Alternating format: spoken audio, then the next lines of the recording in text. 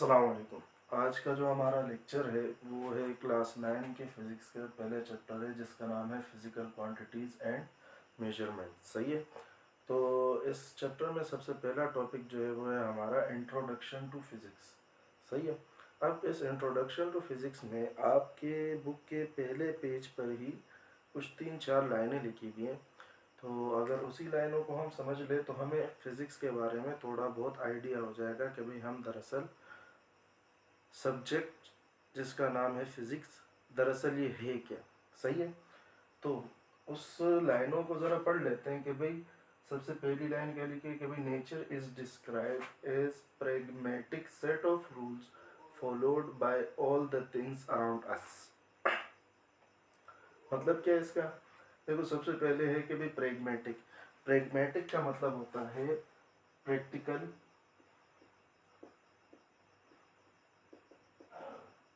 या रियलिस्टिक। सही है। यानी नेचर को डिस्क्राइब कैसे किया जा सकता है कि भाई ऐसे प्रैक्टिकल सेट ऑफ रूल्स हैं जो कि फॉलो किए जाते हैं। किससे? जितनी भी चीज़ें हमारे आसपास मौजूद है वो सारी चीज़ें उन रूल्स को क्या करती हैं? फॉलो करती हैं। नेचर में क्या है भाई? ऐसे प्रैक्टिकल और रियलिस्टिक रूल्स हैं जिसको आसपास मौजूद सारी चीज़ें क्या करती हैं? फॉलो करती हैं। जिसमें हमारे पास सबसे फेमस एग्जाम्पल है कि भाई किसी भी चीज़ को अगर छोड़ो तो वो कहाँ जाएगी? नीचे की तरफ जाएगी। सही है।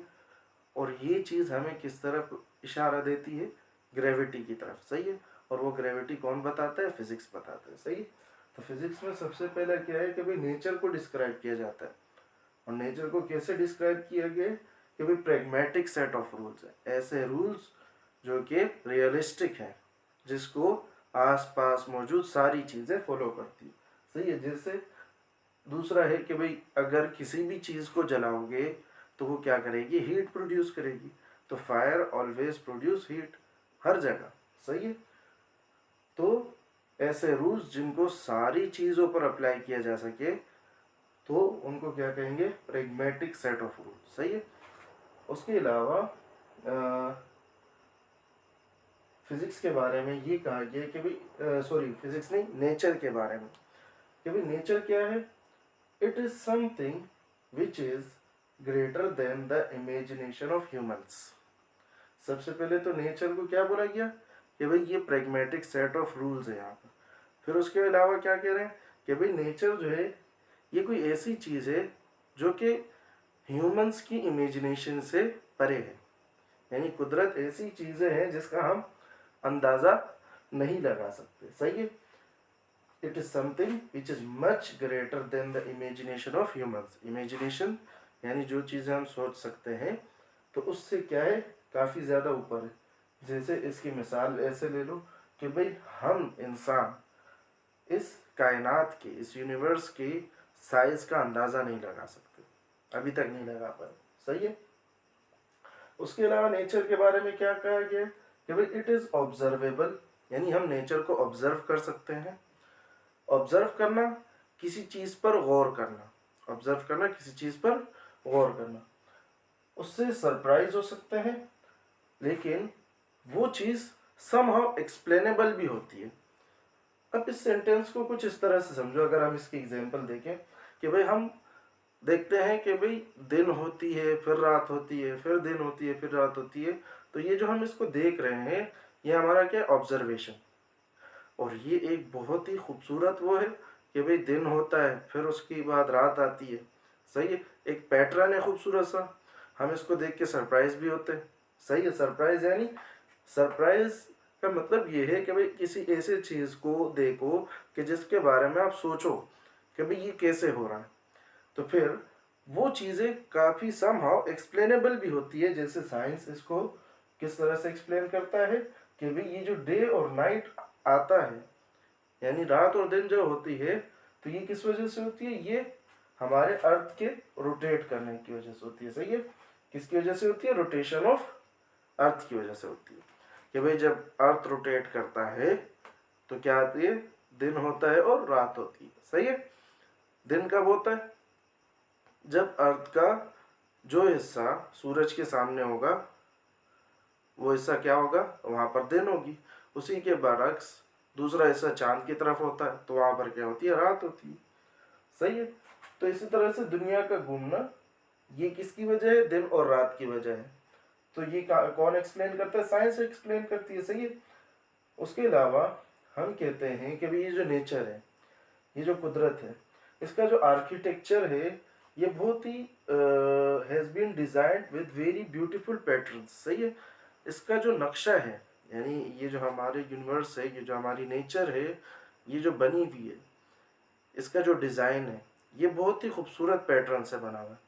यानी इसके पैटर्न्स अगर हम पीछे जाए या आगे आए तो पैटर्न्स इसके सेम ही हैं, पैटर्न्स चेंज नहीं हो रहे। कैसे? जैसे अगर इसकी एग्जांपल में हम देखें, leaves of plant have veins which form clear pattern. जैसे पत्तों में जो वेन्स होती है, पत्तों में क्या होती है, जो वेन्स होती है। अब जब से पत्ते शुरू हुए हैं तब से उनमें यही पैटर्न चला आ रहा है कि भाई उसमें इस तरह से वेन्स होती है, हमने यही देखा है। सही है। तो ये पैटर्न है यूनिवर्स का, नेचर का पैटर्न है, क्योंकि पत्ते क्या है, नेचर में ही है। उसके अलावा अगर हम ह्यूमंस को देखें, ह्यूमन के बॉडी में 2 आंखें, 2 हाथ, 2 पैर, जितने भी ह्यूमंस है तो उनके पास क्या होते हैं, 2 आंखें, 2 हाथ, 2 पैर, ये चीजें होती है।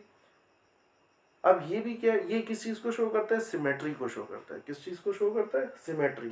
अब सिमेट्री वाला क्या है, सिमेट्री है कि भाई किसी भी चीज को अगर आप 2 हिस्सों में तकसीम करो, किसी भी चीज को 2 हिस्सों में तकसीम करो और दोनों हिस्सों में एक ही जितनी चीजें आपको मिले, इस चीज को कहते हैं सिमेट्री। अभी जैसे ह्यूमन की बॉडी को अगर आप इस तरह से इस एंगल पर हाफ में डिवाइड करो तो जितना हाफ आपको इस साइड पे मिलेगा उतना ही हाफ आपको इस साइड पे मिलेगा। एक आंख इस तरफ, एक आंख इस तरफ, एक हाथ इस तरफ, एक हाथ इस तरफ। सही है। तो इस चीज को क्या कहते हैं, सिमेट्री कहते हैं। सही है। तो नेचर में कितनी खूबसूरती से सिमेट्री को मेंटेन किया गया है। सही है।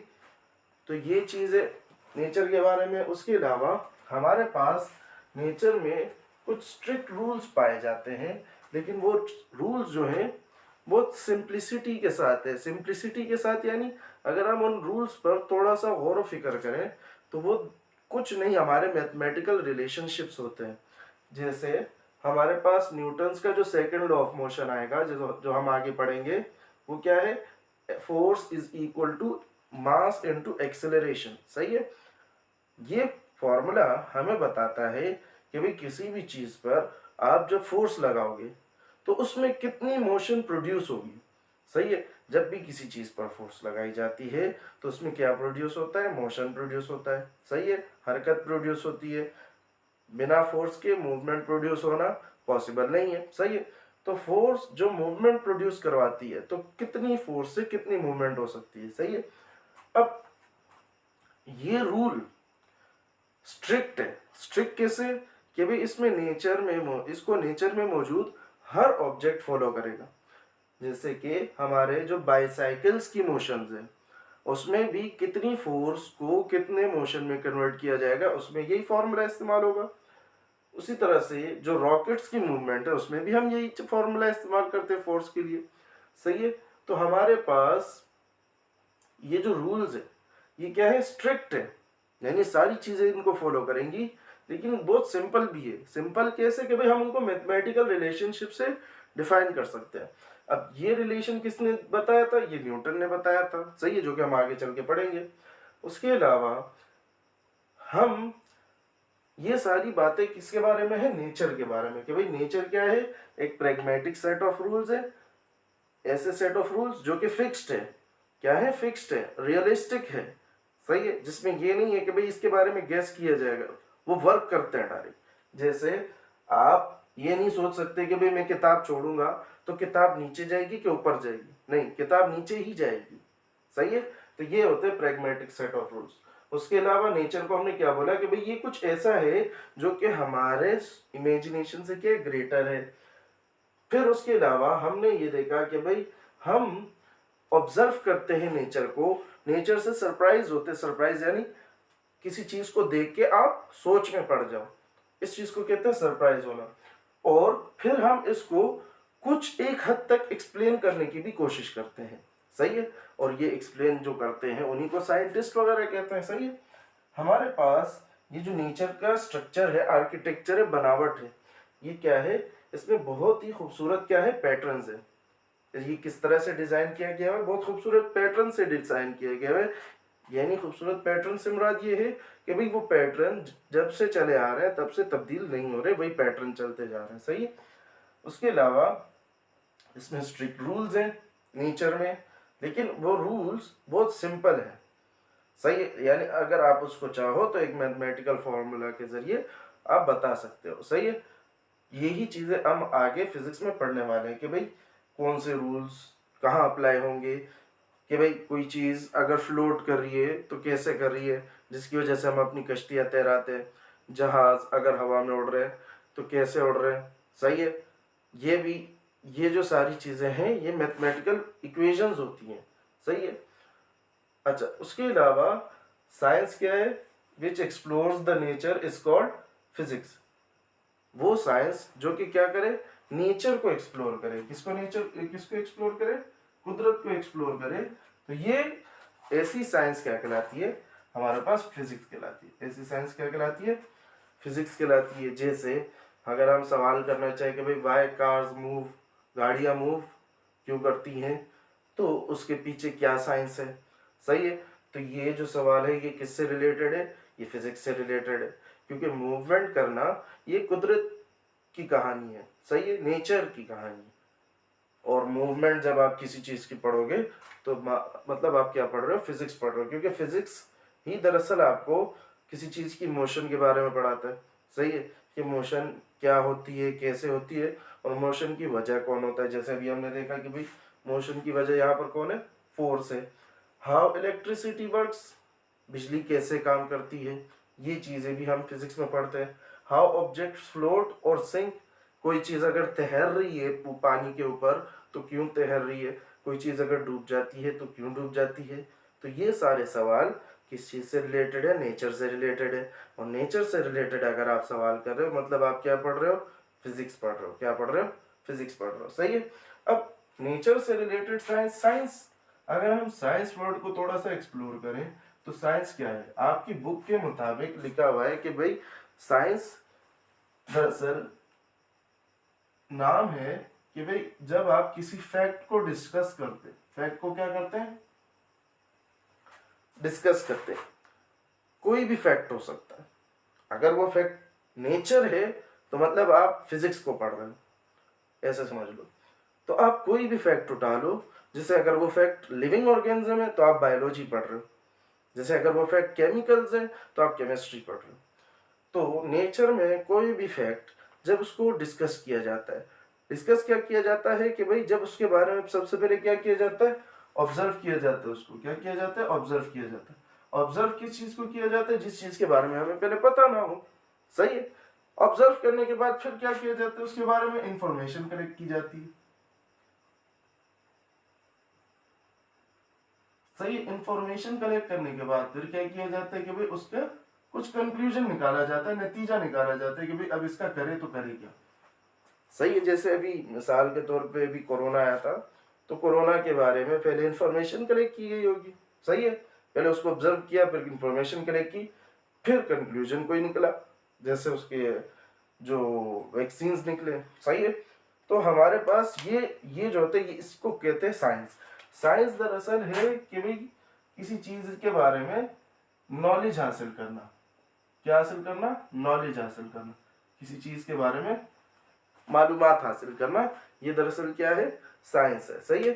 फिर साइंस को मजीद हिस्सों में बांटा गया, क्योंकि जैसे जैसे हमारे पास मालूमात हासिल होती गई तो मालूमात इतनी ज़्यादा हो गई कि भाई उसको एक ही चीज़ में समाना बहुत मुश्किल है। जैसे अब नेचर के बारे में अगर हम पढ़ रहे हैं तो हम फिजिक्स की किताब उठाएंगे, लिविंग ऑर्गेनिज्म के बारे में पढ़ रहे हैं तो हम बायोलॉजी की किताब उठाएंगे, सही है।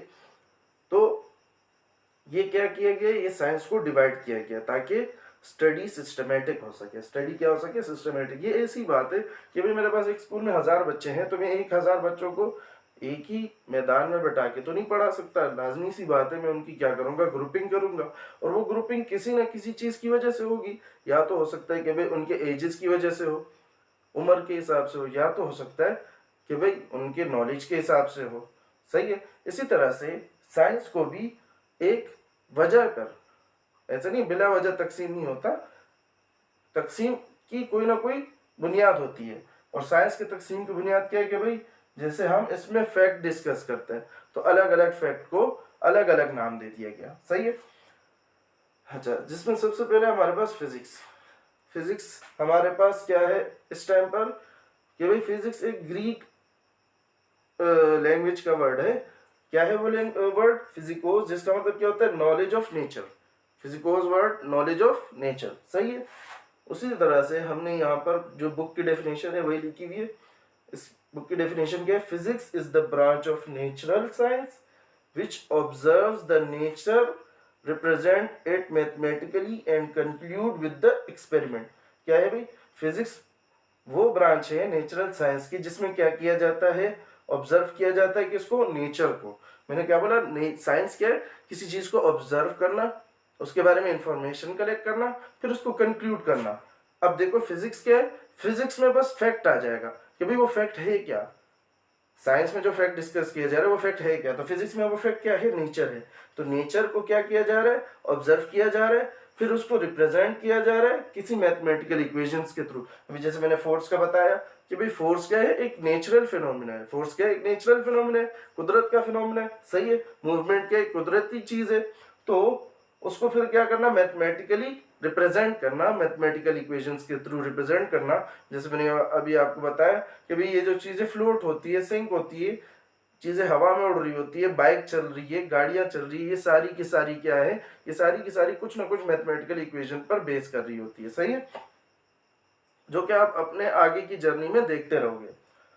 अच्छा, and conclude with the experiment. अच्छा, उनको फिर साबित करने के लिए हमें एक्सपेरिमेंट भी करने पड़ते हैं। सही है।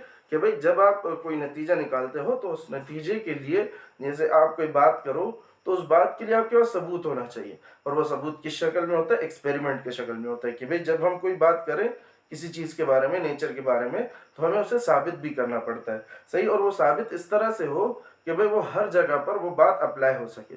जैसे मैंने आपको बोला ना कि भाई न्यूटन्स का जो ये लॉ है, ये बाईसाइकिल की मूवमेंट से लेकर रॉकेट की मूवमेंट, जितनी भी मूवमेंट आप देख लो, ये अप्लाई होता है। सही है। तो इसी वजह से इसको लॉ कहा गया। और अब बायोलॉजी में ऐसी ये जो चीज है, लॉ, थ्योरी वगैरह, हाइपोथेसिस, ये चीजें जब आप पढ़ोगे तब आपको समझ आएगा कि भाई किसी चीज को जब हम इन्वेंट करते हैं या डिस्कवर करते हैं तो उसका प्रोसेस क्या होता है? ऑब्जर्वेशन, हाइपोथेसिस, रीजनिंग वगैरह। तो ये सारी चीजें आपके बायोलॉजी के एक चैप्टर में है। अच्छा भाई, चले अब जरा आगे बढ़ते हैं।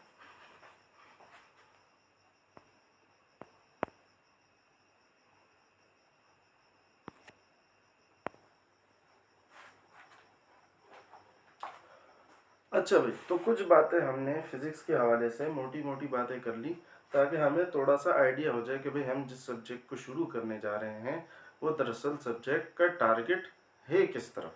सही है। हम अपना डायरेक्शन को हमें क्लियर रखना होगा। सही है।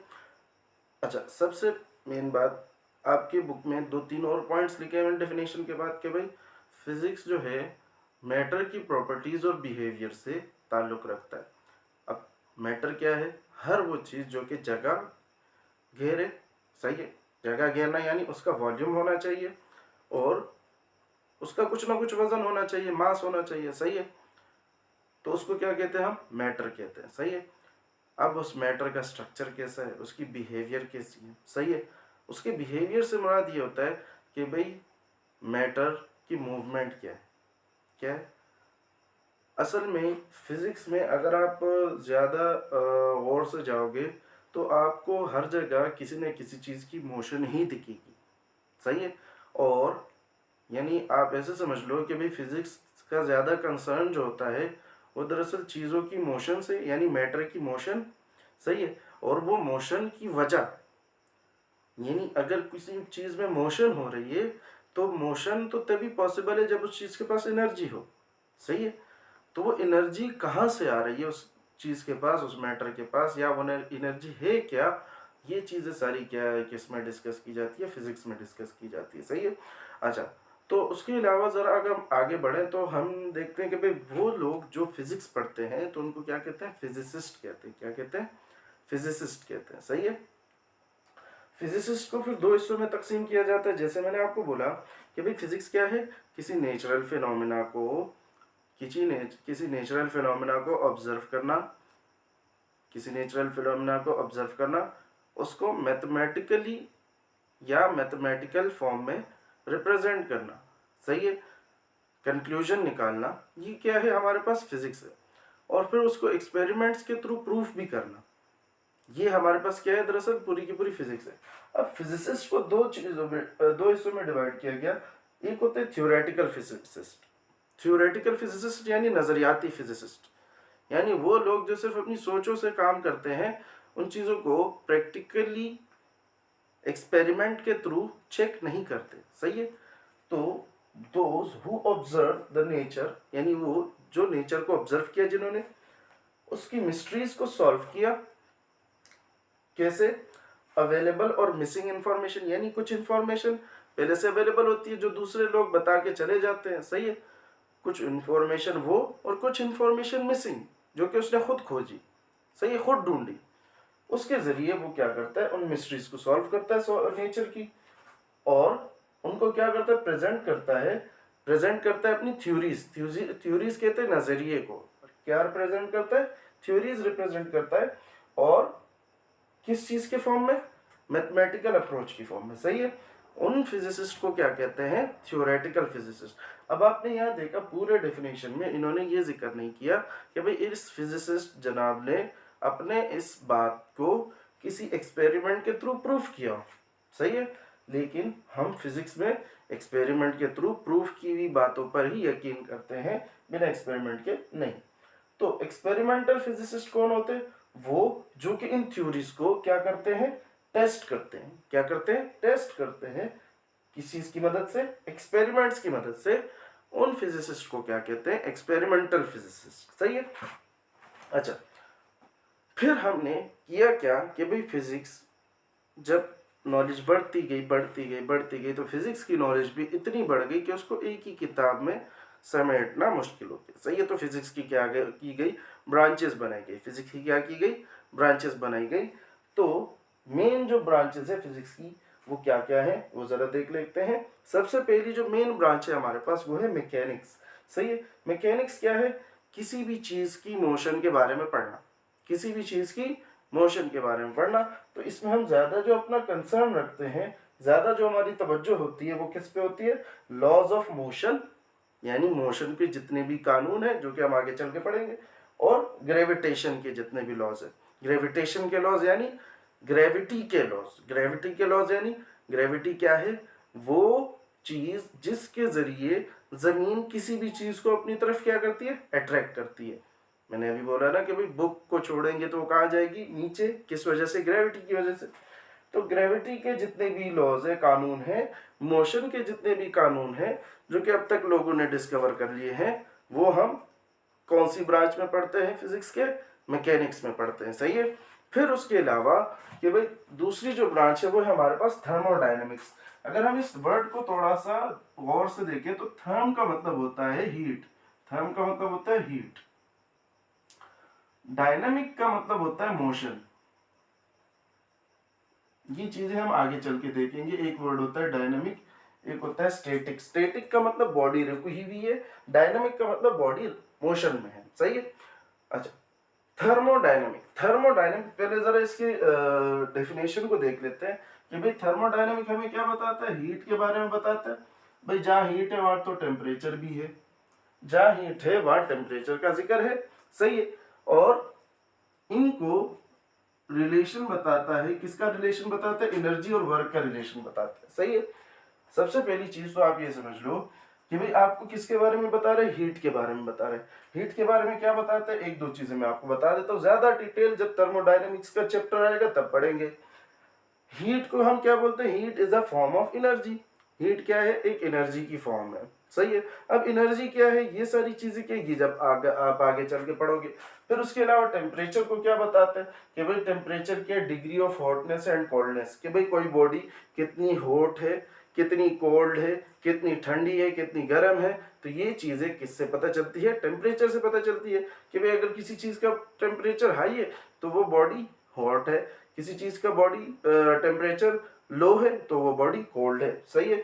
फिर उसके अलावा कि भाई हीट को, जैसे अब अगर इन्होंने एनर्जी बोल दिया, हीट को क्या बोल दिया, एनर्जी, तो फिर हीट से हम क्या करते हैं, वर्क लेते हैं। हीट से क्या लेते हैं, वर्क लेते हैं। अब इसकी एग्जांपल देख लो।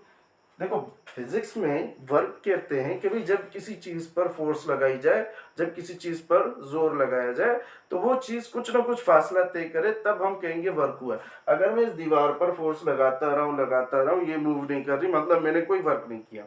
फिजिक्स इसको वर्क नहीं कहती।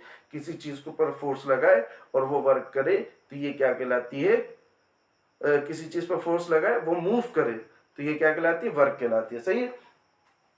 अच्छा, अब हीट से हम वर्क कैसे लेते हैं, तो अगर आपने अपनी मोटरसाइकिल पर गौर किया, मोटरसाइकिल में हम डालते क्या है, मोटरसाइकिल में हम डालते हैं पेट्रोल। सही है। पेट्रोल होता क्या है कि भाई जब पेट्रोल पिस्टन में जाता है, पिस्टन से फिर जाता है सिलेंडर में, सिलेंडर से स्पार्क मिलता है उसको, स्पार्क की वजह से वो पेट्रोल क्या होता है, जलता है। पेट्रोल जलता है, जैसे ही पेट्रोल जलता है पेट्रोल हीट एनर्जी रिलीज करता है। हीट एनर्जी, अगर आप लोगों को पता हो, थोड़े बहुत लड़कों को पता होता है कि भाई हेड सिलेंडर में हमारा क्या लगा होता है, सॉरी पिस्टन लगा होता है।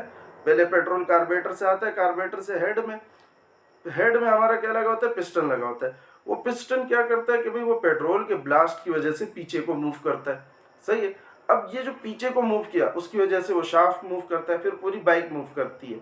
अब बाइक ने क्या किया, मूव किया तो वर्क किया। अब ये वर्क किसकी वजह से किया, उस हीट एनर्जी की वजह से किया।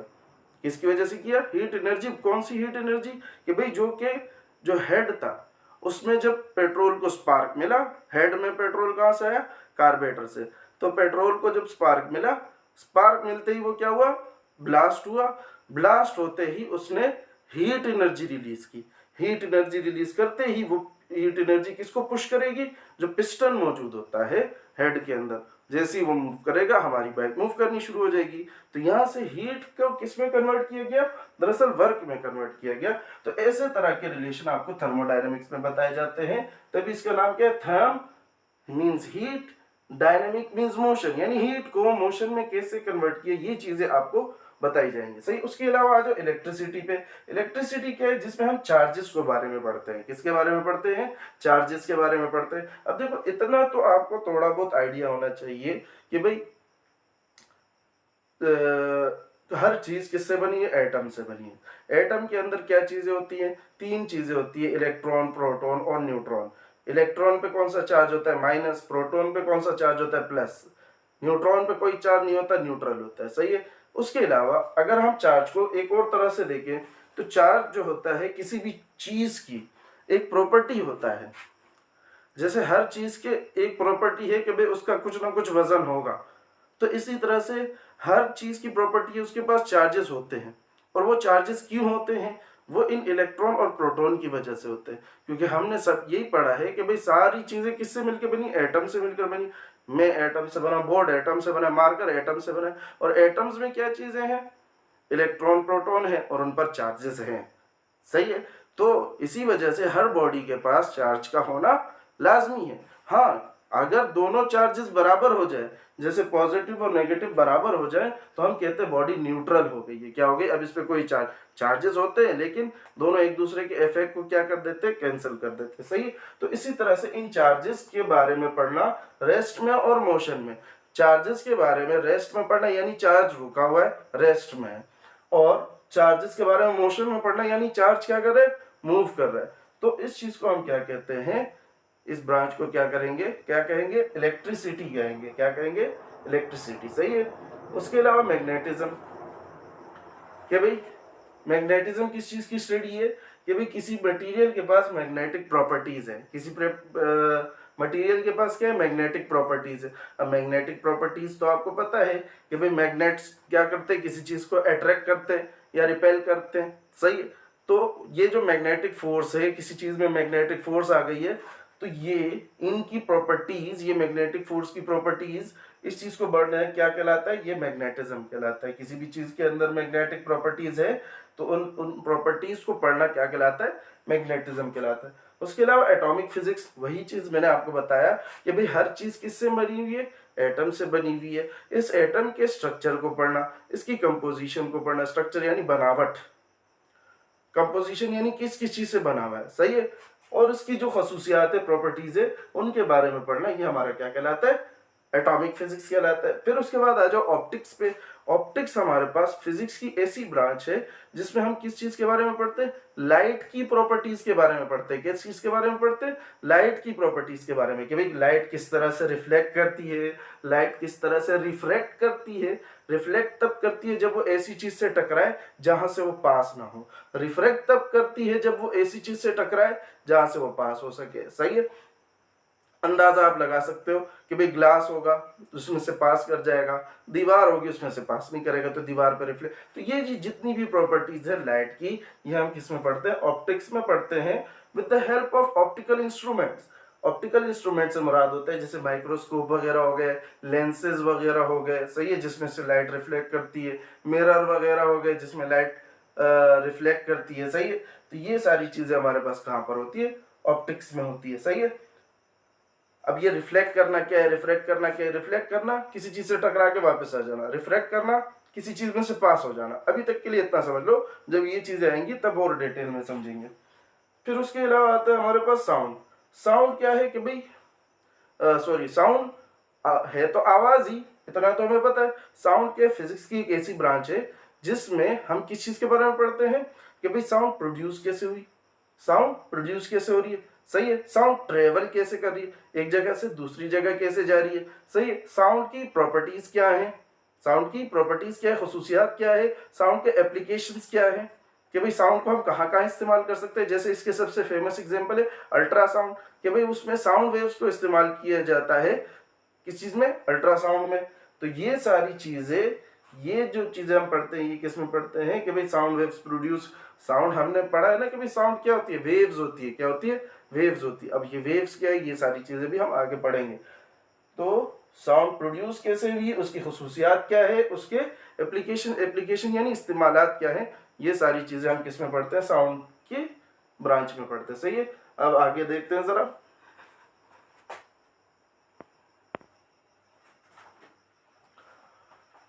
अच्छा भाई, नेक्स्ट जो ब्रांच है हमारे पास वो है न्यूक्लियर फिजिक्स, सही है। आप न्यूक्लियर फिजिक्स से पहले एक चीज पे आ जाओ कि भाई एक चीज तो आप अपने साथ बांध दो कि भाई matter is made of atoms, सही है। मैटर किससे बना हुआ है, एटम से बना हुआ है, यानी मैटर का जो सबसे छोटा जर्रा है ये किसको बोला जाता है, एटम्स को, सही है। एटम क्या है, एटम, देखो एटम दरअसल एक ऐसा नाम है जिसका मतलब होता है ऐसी चीज जिसको और तोड़ा ना जा सके, सही है। फिर एटम को मजीद जब देखा गया तो एटम मजीद किन चीजों पर मुश्तमिल था, एटम मजीद 3 चीजों से बना हुआ है, क्या क्या, प्रोटॉन, न्यूट्रॉन, इलेक्ट्रॉन, या फिर यहाँ न्यूट्रॉन लिख लेते हैं, प्रोटॉन, न्यूट्रॉन और इलेक्ट्रॉन, सही। ये सारी चीजें आप आगे चल के पढ़ोगे, लेकिन अभी के लिए थोड़ा सा इनको जहन में बैठा लो कि भाई मैटर, हर वो चीज जो जगह घेरती है, हम कह सकते हैं कि भाई all the things around us is matter, सही है। जितनी भी चीजें हमारे आस पास मौजूद है ये सारे क्या, मैटर है। और मैटर किससे बना हुआ है, एटम से, यानी किसी भी चीज का आप सबसे छोटा जर्रा उठा लो वो क्या कहलाएगा, एटम कहलाएगा। फिर एटम किन चीजों पर मुश्तमिल है, प्रोटॉन, न्यूट्रॉन और इलेक्ट्रॉन पर, सही है। अच्छा, अब एटम का अगर हम एटम को थोड़ी देर के लिए कंसिडर करें तो एटम को जो कंसिडर किया गया वो सर्कुलर कंसिडर किया गया, स्फीयर शेप, सही है। और इस स्फीयर शेप का एक सेंटर बॉडी होती है, इस स्फीयर शेप की क्या होती है, एक सेंट्रल बॉडी होती है, सही है। एटम के थोड़े से स्ट्रक्चर के बारे में बात कर रहे हैं कि भाई, और होता क्या है कि भाई ये जो सेंट्रल बॉडी होती है इसमें मौजूद होते हैं प्रोटॉन और न्यूट्रॉन, और इसी सेंट्रल बॉडी को कहते हैं न्यूक्लियस, क्या कहते हैं, न्यूक्लियस, सही है। न्यूक्लियस का मतलब ही सेंटर होता है, सही है। अच्छा, उसके अलावा ये जो बाहर जो ऐसे रिंग्स नजर आ रहे होते हैं, ये इलेक्ट्रॉन इन रिंग्स में होते हैं, सही है। अभी एक रिंग है, इसके अलावा और भी मजीद इस तरह से रिंग्स बनी हुई होती है। तो इलेक्ट्रॉन्स बाहर रिंग्स में होते हैं और न्यूक्लियस के अंदर कौन होता है, प्रोटॉन और न्यूट्रॉन, सही है। आप फिलहाल के लिए न्यूक्लियस को ऐसे समझ लो कि ये एक थैली है, सही है। लेट्स सपोज मेरे पास एक थैली है, 1 किलो की थैली है, और मैंने उसमें 1 किलो के चावल डाल दिए। अब तो सही है, क्लियर है। लेकिन 1 किलो की थैली में मैं 1.5 किलो चावल डालूं या 2 किलो चावल डालूं, तो होगा क्या कि वो थैली फट जाएगी और उसमें से चावल क्या करेंगे, बाहर की तरफ आना शुरू कर देंगे। सेम सिचुएशन यहाँ पर न्यूक्लियस के साथ होती है। होती क्या है कि भाई न्यूक्लियस के अंदर प्रोटॉन और न्यूट्रॉन की तादाद बिगड़ जाती है, न्यूक्लियस टूट फूट का शिकार बन जाता है, और उसकी वजह से न्यूक्लियस में से क्या निकलती है, रेडिएशंस निकलती है। क्या निकलती है, रेडिएशंस निकलती है। वो रेडिएशन हमारे पास 3 किस्म की होती है, एक होती है अल्फा, एक होती है बीटा, एक होती है गामा, सही है। ये थोड़ी बहुत नॉलेज होना न्यूक्लियर फिजिक्स की डेफिनेशन को समझने के लिए जरूरी है, सही है। तो आप अभी के लिए फिलहाल इसको इतना याद रखो, ज्यादा याद रखने की जरूरत नहीं, वो फिर हम आगे चल के देखेंगे, सही है। तो न्यूक्लियर फिजिक्स दरअसल क्या है, ये डील करता है किस चीज के साथ, कंस्टिट्यूएंट स्ट्रक्चर और बिहेवियर किसका, एटॉमिक न्यूक्लिया का। कि भाई न्यूक्लियर फिजिक्स में हम क्या पढ़ते हैं कि भाई ये जो न्यूक्लियस है इसके कंस्टिट्यूएंट्स कौन है, मतलब क्या है कि भाई प्रोटॉन और न्यूट्रॉन इसके कंस्टिट्यूएंट्स है। अरेंजमेंट कैसी है प्रोटॉन और न्यूट्रॉन की, सही है। इनका बिहेवियर क्या है, जैसे प्रोटॉन पे पॉजिटिव चार्ज होता है, न्यूट्रॉन न्यूट्रल होता है, सही है। उसके अलावा इंटरेक्शंस ऑफ एटॉमिक न्यूक्लिया, कि भाई एक न्यूक्लिया जब दूसरी न्यूक्लिया से इंटरेक्ट करता है तो क्या होता है, सही है। जैसे मैंने अभी आपको बताया कि भाई जब इसके पास अगर प्रोटॉन और न्यूट्रॉन की तादाद बढ़ जाएगी, बढ़ेगी कैसे, जब कोई दूसरा न्यूक्लिया इसके पास आएगा, दूसरा न्यूक्लिया आएगा इसके साथ इंटरेक्ट करेगा, करेगा क्या, तो इसके अंदर होगी क्या कि प्रोटॉन और न्यूट्रॉन बढ़ जाएंगे, जिसकी वजह से क्या होगा, डिसइंटीग्रेट यानी टूट फूट का शिकार होता है, और इसमें से क्या निकलना शुरू हो जाती है, रेडियो एक्टिव रेज कहते हैं हम उनको। क्या कहते हैं, रेडियो एक्टिव रेज। ये रेडियो एक्टिव रेज अगर आप लोगों ने नहीं सुना तो जब वर्ल्ड वॉर चल रहे थे, जब फर्स्ट वर्ल्ड वॉर था, सेकंड वर्ल्ड वॉर था, पता नहीं कौन सा था, लेकिन उसमें क्या हुआ कि भाई जापान पर के जो हिरोशिमा और नागासाकी पे जो बॉम्ब गिराए गए थे, न्यूक्लियर बॉम्ब, सही है। न्यूक्लियर बॉम्ब इनको क्यों कहते हैं, न्यूक्लियर बॉम्ब, वजह क्या है, न्यूक्लियर बॉम्ब ऐसे बॉम्ब होते हैं कि उनमें से सिर्फ क्या निकलती है, रेडिएशंस निकलती है, और वो रेडिएशंस इतनी खतरनाक होती है कि वो फसलों तक को तबाह कर देती हैं और बहुत खतरनाक बीमारियां कॉज करती हैं।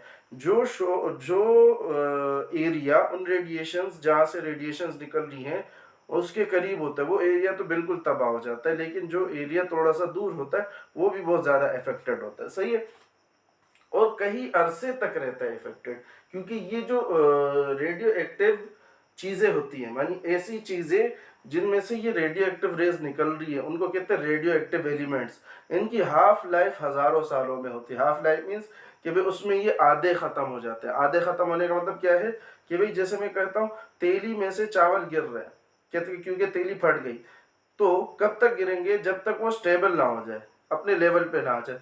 तो इसी तरह से यहाँ पर भी यही होता है, न्यूक्लियस में से रेज निकल रही होती है जब तक ये लेवल पे ना आ जाए, स्टेबल ना हो जाए, सही है।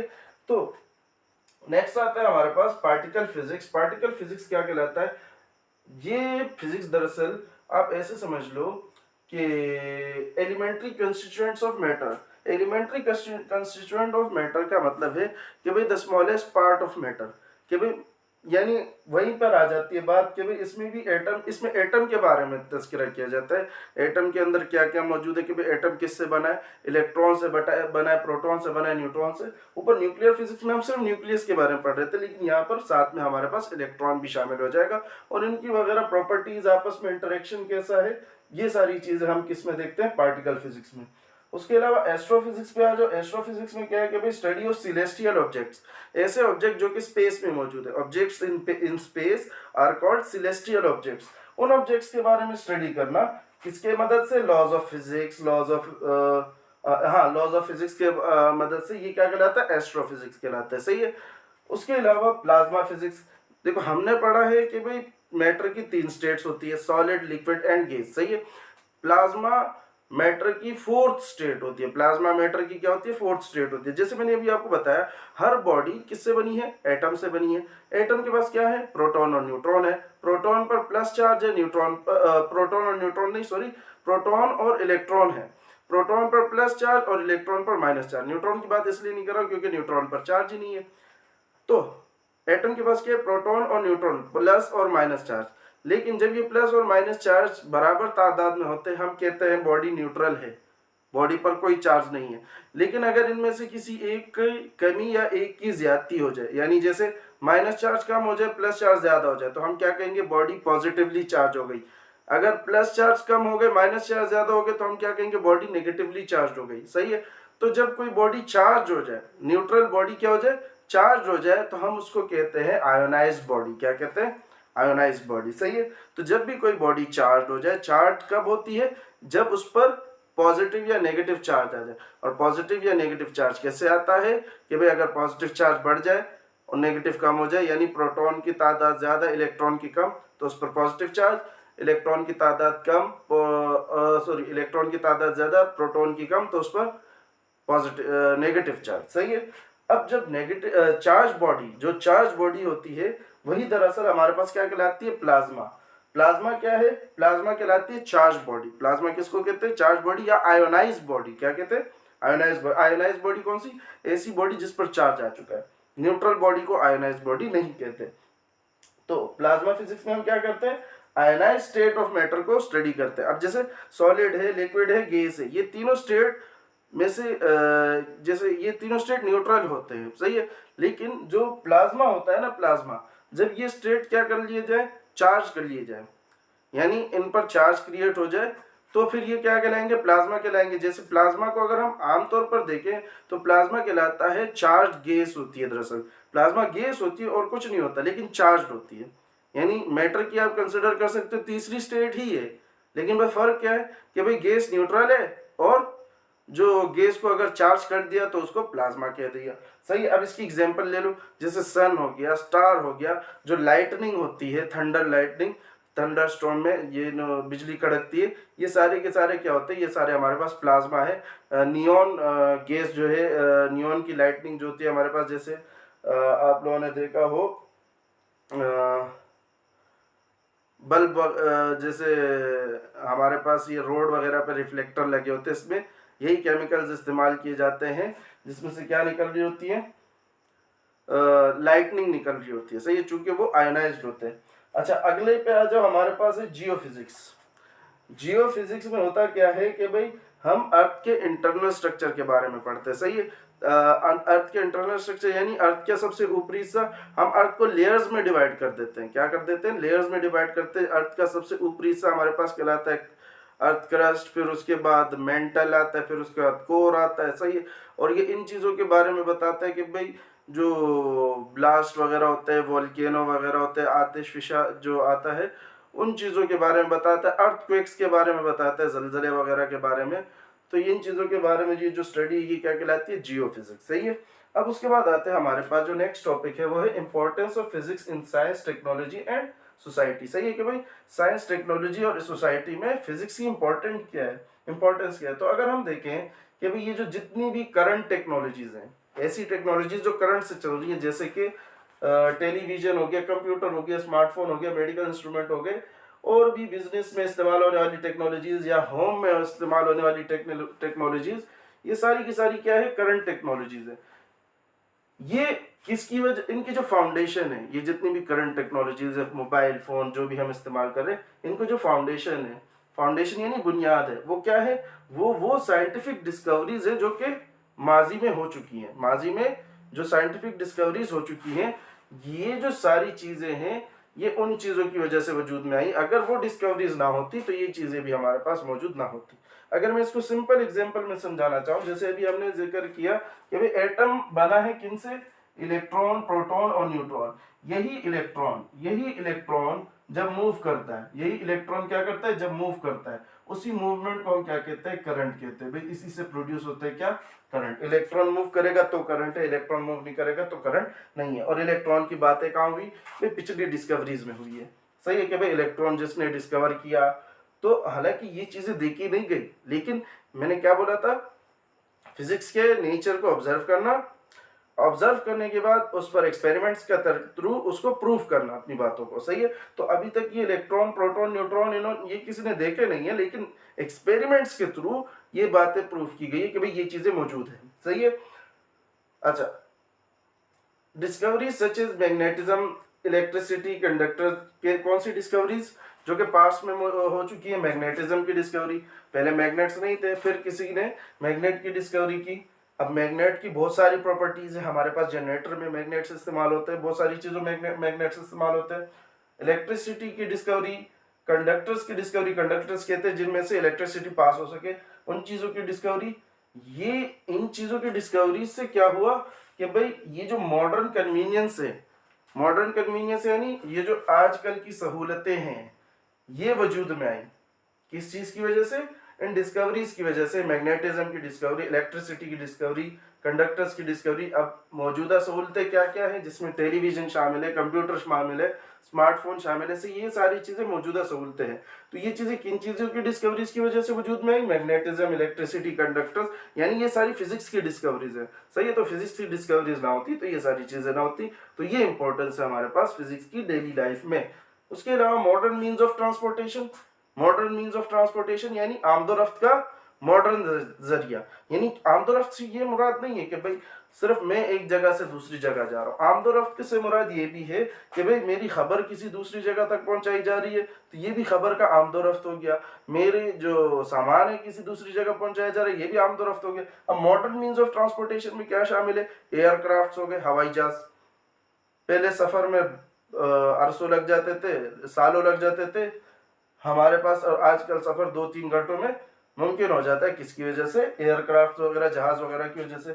उसके अलावा जो टेली कम्युनिकेशन है, टेली कम्युनिकेशन, टेली का मतलब होता है दूर, कम्युनिकेट करना, राब्ता करना। तो दूर जगहों से हम राब्ता कैसे करते हैं? अपने मोबाइल फोन वगैरह की वजह से। और ये सारी चीजें किस चीज की वजह से आई?